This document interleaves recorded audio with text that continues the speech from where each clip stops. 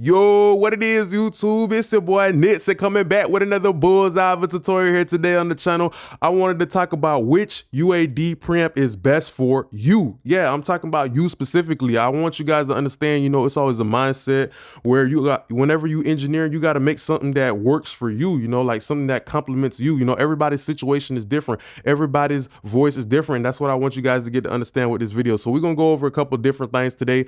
And if you guys do have any more suggestions for any ideas, drop it down below. So this is a very important question that I wanted to pose. Which UAD preamp is best for you? I feel like a lot of the times, with the internet, people see that other people are using presets, or maybe their favorite engineer used the preset and they copied it, which there's nothing wrong with that. I like presets too. Sometimes they might put the knob or the control somewhere you might have never even thought about putting it. So I think there's nothing wrong with presets, but I don't like when people say, oh, if this preset worked for him, it gotta work for me. And maybe you try it on your voice, it don't sound good, and now you forcing yourself to use it. That's what I'm trying to help you guys get out of your head about that. Just because the pros use something, that don't necessarily mean it's gonna always work for you. That's what I want you to get to understand. So I've been on the live stream lately, and with the live stream, I had one of my subscribers kind of asking me, he's like, hey, like everybody be asking me really, they be like, how do you get such clean vocals on the way in? And the person was like, oh, is it because you use C-Suite Vox? And it's like, I just wanted to show you guys, this plugin right here, the only reason why I use it is for the background noise, like in my room, in my living room. Like I said, like all of these vocal templates I ever did and everything like that, it's so crazy. The equipment don't matter because people say, oh, your vocals sound so clean on the way in, but I'm in the living room with no acoustic treatment. Like literally, there's no acoustic treatment on the walls. Like really, it's so crazy. But a car isn't fast just because of one part of one plugin. It's about the whole chain. A car is fast because maybe it got a nice suspension system, it got a certain type of tires, it got a certain type of body or a spoiler in the back that made that big whip like that. You feel me? That's what I'm trying to help you understand. It's not just one part that will give you the outcome. It's like a bunch of multiple stages that will help you get a signal. So back in the day when they was doing recordings, they always used to have a situation where they would have the microphone going into a preamp, going into a whether that be a compressor or whatever else they had after that, and hitting the tape, and then they would do what they got to do. I paid attention to back in the day, a lot of those vocal chains that them boys were using, it was very simple. It could have been like a Neve into a whatever compressor, and then on the board they do a little EQ move, but whatever it was, they always prioritize getting the best take, getting the best actual recording. That's what I always try to tell you guys too. So let's go over these kind of preamps today. So when it comes to something like a microphone, I always feel like a microphone is like a camera. The microphone is like a camera that's taking a picture of that recording. A camera takes a picture of, something that you can see, but a microphone takes a picture of something that you can hear. So that's what I always want y'all to understand too. The microphone that you use will also, have an influence on your vocal chain and like what you use. You know what I mean? For example, I used to use the Warm Audio FET 47 for a long time.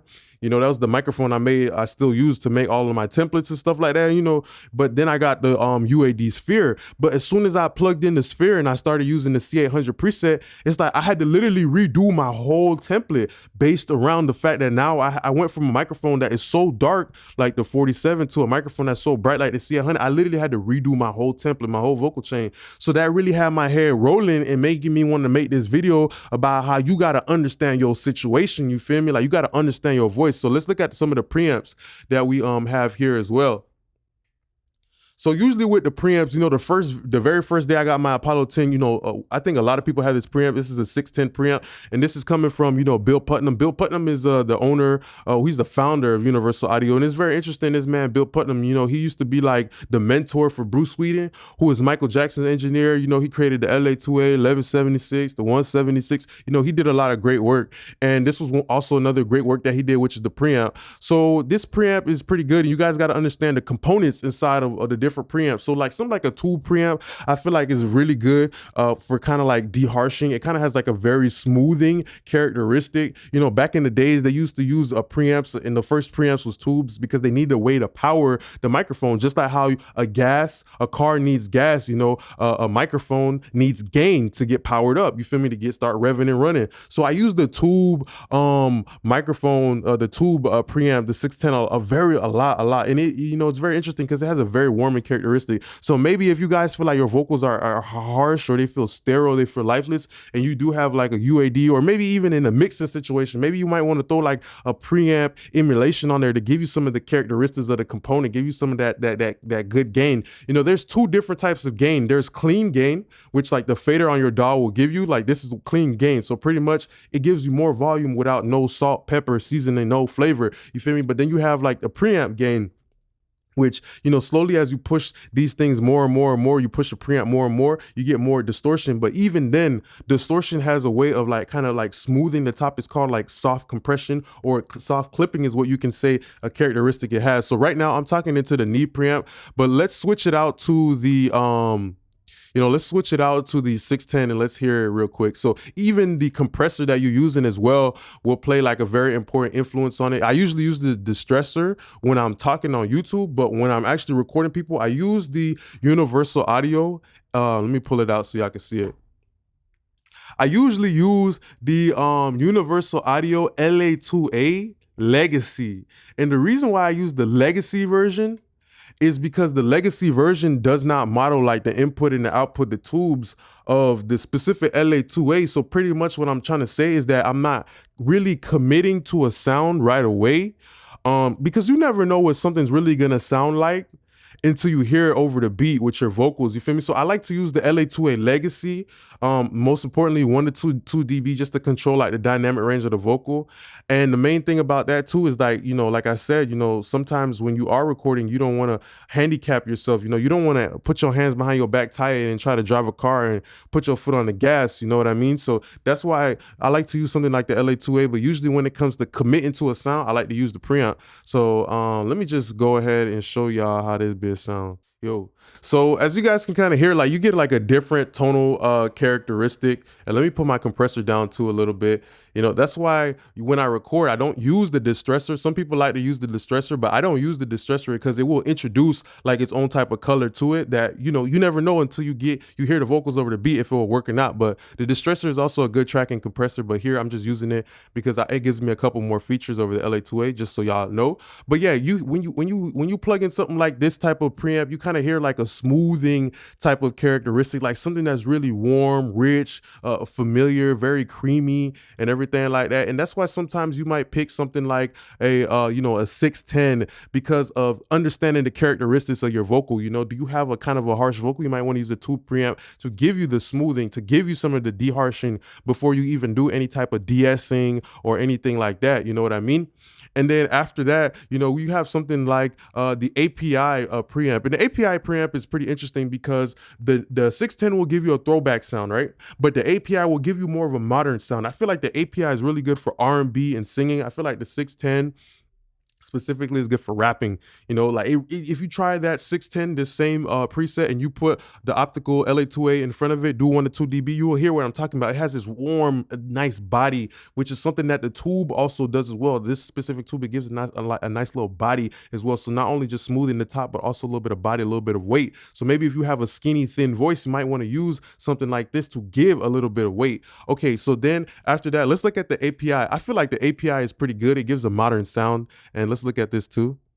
Right. Yeah. So the API, you know, as you can hear, like there's like a whole new type of kind of like a tonal characteristic. You kind of feel like the mids kind of come a little bit more forward and you feel like everything is just a little bit more aggressive. Usually the sweet spot with something like an API, let me push it a little bit more.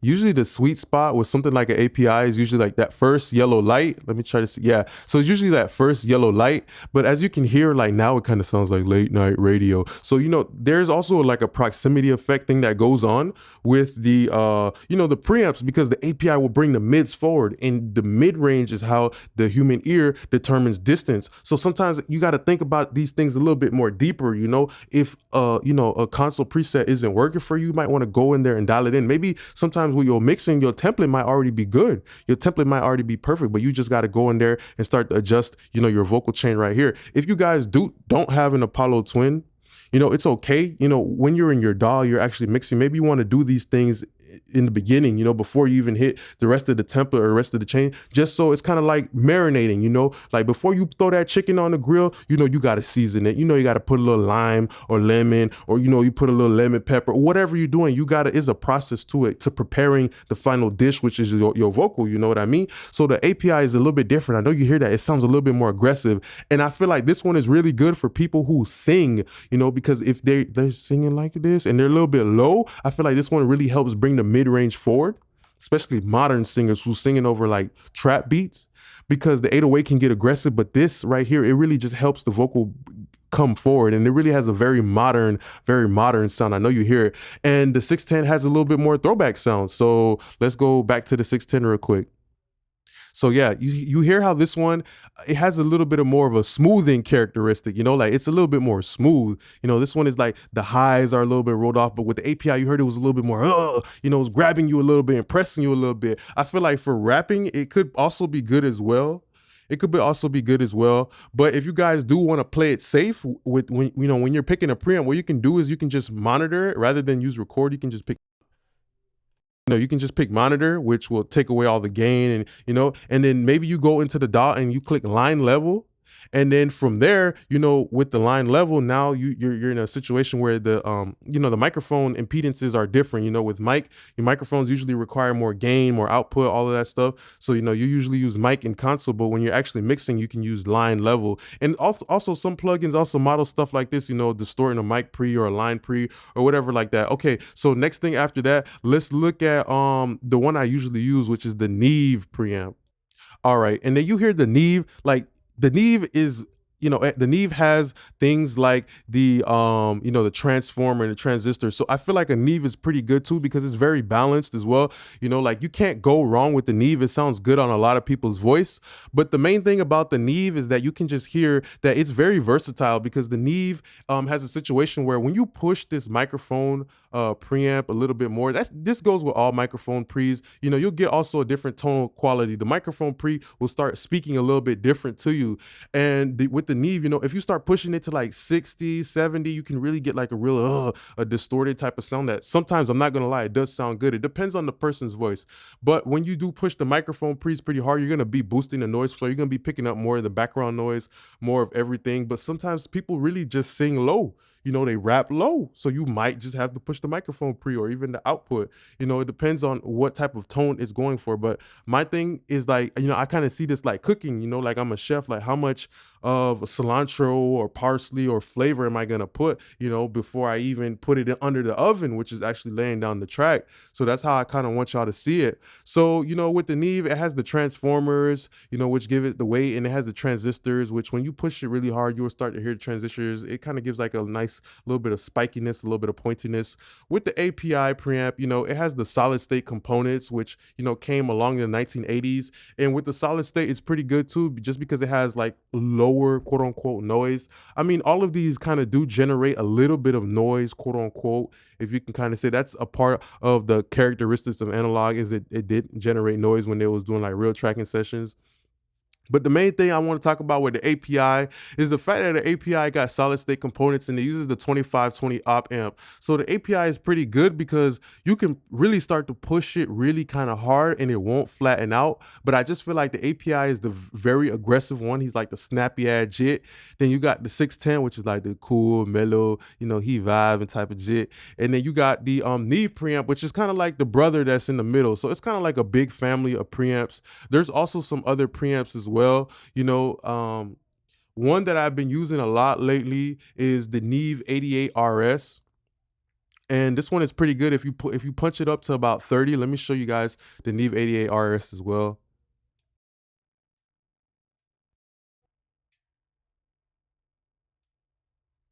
Yeah, so with the Neve 88 RS, I would say like this is the modern, very modern sounding, very clean sounding.